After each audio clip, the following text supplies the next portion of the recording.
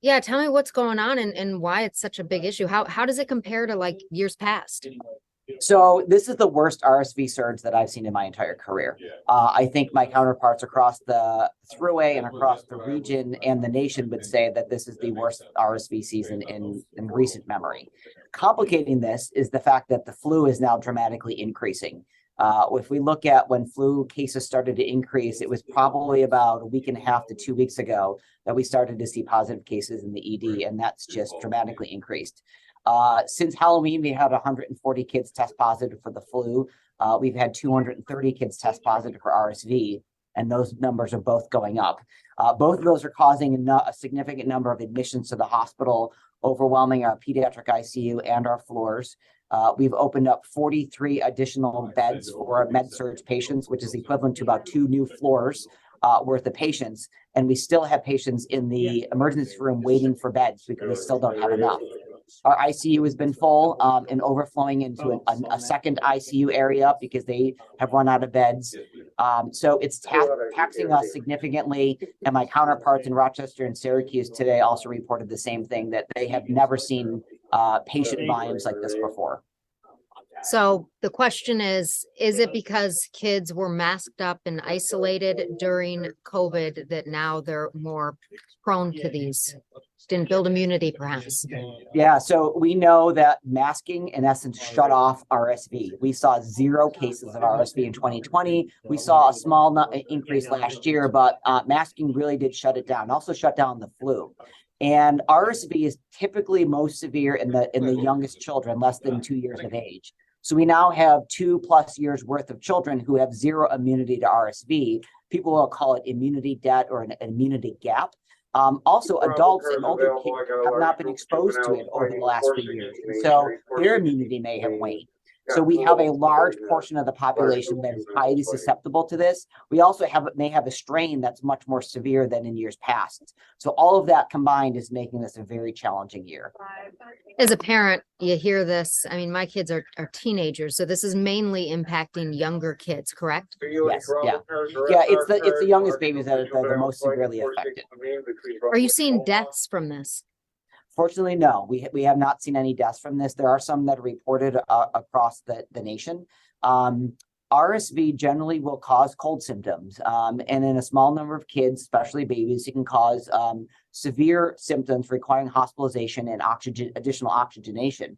And in a small number of them, they require real significant critical care, including mechanical ventilation. Wow. What do parents need to know? When do we call the doctor or go to the ER? So in babies, you want to be very much in tune with their breathing. So looking for breathing fast, looking for their ribs sort of getting sucked in, working very hard to breathe. The way that babies exercise is feeding. And so if they're working so much to breathe, they're not going to have any energy to feed. So you're going to notice their feeding going down, their urine output going down, then becoming dehydrated, and then becoming exhausted and tired. So they're going to become more lethargic. So all of those things wrapped up together, if your baby is having difficulty breathing, is feeding less, becoming dehydrated, or more and more lethargic, please call your doctor or come to the hospital or urgent care. Is there anything you would recommend to perhaps prevent this? I mean, parents might see this and think, I'm going to put a mask on my kid. Is that counterproductive? Well, as we saw in COVID, masking actually does prevent RSV. Very, very effective tool. Now, we know that mask mandates and universal masking is not popular, so we need to be realistic about this. What I recommend is, if you are sick, please stay home and wear a mask. If your child is sick, please keep them home from school and from daycare. If you've got younger children at home, especially babies that are highly susceptible, keep them away from sick people. Even adults that have mild cold symptoms, it's probably not a good time for them to come visit. And if you're very concerned and you're an adult with younger children at home, wear a mask when you go outside to protect yourself, so that you don't become the nidus of infection for the child. Obviously, there's so many people in the ER. Is this concerning you about what's to come in the colder months? Yeah, we are seeing increasing ER volumes week over week. 2 weeks ago, we were averaging about 170 patients in the ER per 24 hours. The last 7 days, it was about 187. On Monday, we had 235. So you can see that the numbers continue to go up. We're looking at extending and using additional areas in the hospital as pop-up temporary ED space. The challenge is really staff. And so we've been reaching out to local officials, state officials, asking for any sort of resources that they can provide us. But unfortunately, we know that every children's hospital in the state and the nation is reaching out to their local and state governments for additional help. And there is none, because all the pediatric resources across the country are being utilized within their local communities. Wow. Is there anything else that we need to know about this? I wanted to ask you, Health and Human Services, Sean and Dr.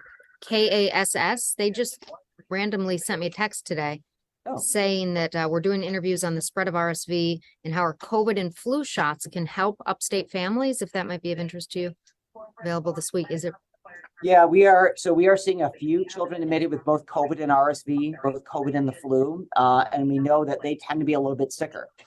And the flu also is becoming more and more prevalent. So it's a very good time to make sure you're up to date on your COVID vaccines, including boosters, and you've gotten your flu shot. It takes about 2 weeks to develop immunity from the flu vaccine. So now is the time to get it. Don't wait. All right. So a lot of people always say, oh, every time I get my flu shot, I get sick. But the truth is what? The truth is that the flu shot is an inactivated virus. So it is not a live virus. It can generate an immune response, and you can feel like you have the flu, just like with the COVID shots, where you get that sort of lousy feeling, maybe fever. That's your immune system responding to the vaccine, and it's working, but it's not the flu. So you cannot get the flu from the flu shot. All right. Did we leave anything out? No, I think this is unprecedented times. I think people need to understand if they're coming to the emergency room, unfortunately, the wait times are going to be very, very long. Please talk to your pediatrician first and engage them if they have capacity to see your child. But if your child is in significant distress or you're worried, please get them emergency care immediately.